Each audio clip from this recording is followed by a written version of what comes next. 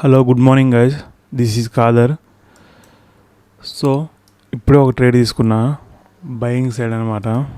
So market ఏంటంటే నిన్న sell off చూపించింది, 57 బిలో క్లోజ్ అయింది. సో ఇక్కడ సెల్లర్స్ ఉన్నారు, ర్యాండమ్ సెల్లర్స్ని గ్యాప్ ఆఫ్తో ఎగ్జిట్ అయ్యారు. అగైన్ మనకి బయర్స్ వస్తే ర్యాండమ్ బయర్స్ కూడా ఎగ్జిట్ అయ్యారు.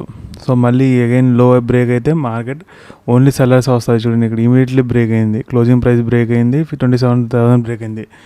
నిన్న కూడా బ్రేక్ అయితే మార్కెట్ 25,000 మనకి ఇవన్నీ బ్రేక్ అయినా కూడా మనం ఇక్కడ బయింగ్ సైడ్ తీసుకున్నా పోలే. సో అగైన్ మనకి ఇయర్ సేమ్ 27,000 బ్రేక్ అయింది, లో అగైన్ బ్రేక్ అవ్వదు మనకి. ఇక్కడ ఓన్లీ ఇక్కడ సెల్లర్స్ వస్తున్నారు, ఈ చూసి ఇక్కడ సెల్లర్స్ వస్తున్నారు, వాళ్ళు అసలు సబ్సైడ్ దొరుకుతాయి.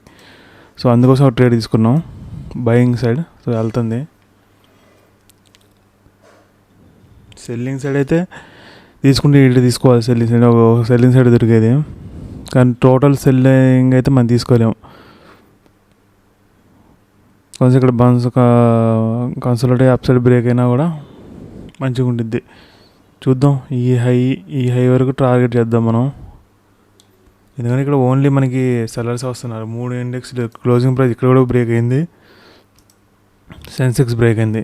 ఇప్పుడు ఏం చేస్తారు, అంతా రీట్రేస్మెంట్ గురించి చూస్తూ ఉంటారు. సెల్లింగ్ వస్తుంది, మళ్ళీ రీట్రేస్మెంట్తో సెల్లింగ్ చేద్దామని ట్రై చేస్తూ ఉంటారు. మార్కెట్ వాళ్ళ ఎస్ఎస్ హిట్ అవ్వకుంటూ పైకి వెళ్తూ ఉంటుంది. ఆ బేస్ మీద నేను ఒక ట్రేడ్ తీసుకున్నా బయింగ్ సైడ్. సో వెయిట్ చేద్దాం గాయస్. ఇప్పుడే ఎగ్జిట్ అయ్యా 2400 దగ్గర. సో నేను ఇంకా వెయిట్ చేయదలుచుకోలే, ఎగ్జాక్ట్లీ 1:1 హిట్ అయింది.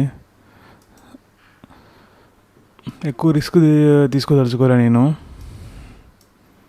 ఇది వెళ్ళిద్దని తెలిసిలే. ఆల్రెడీ 2 days మనం లైవ్ అకౌంట్ ఫస్ట్ టైం తీసుకుంటున్నాం, 2.5 years తర్వాత live account. First 2 days loss, ఇది 3rd day. ఇవాళ కూడా లాస్లో నేను తీసుకోదలుచుకోలే.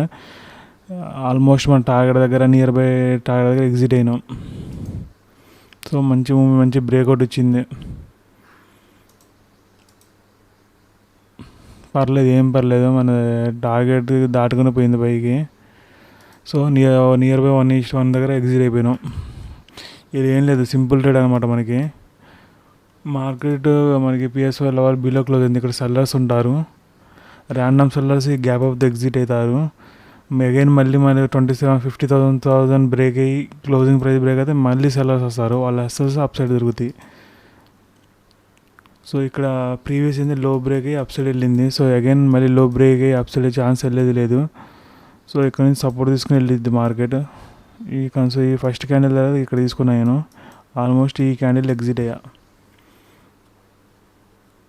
టోటల్ అయితే మనం టార్గెట్ చేయలేం, ఒక ఏరియా వరకు వచ్చిన తర్వాత మళ్ళీ సెల్లర్స్ తీసుకుంటారు, అక్కడ బయింగ్ చేయొచ్చు. సో ఇది టుడే అనాలిసిస్.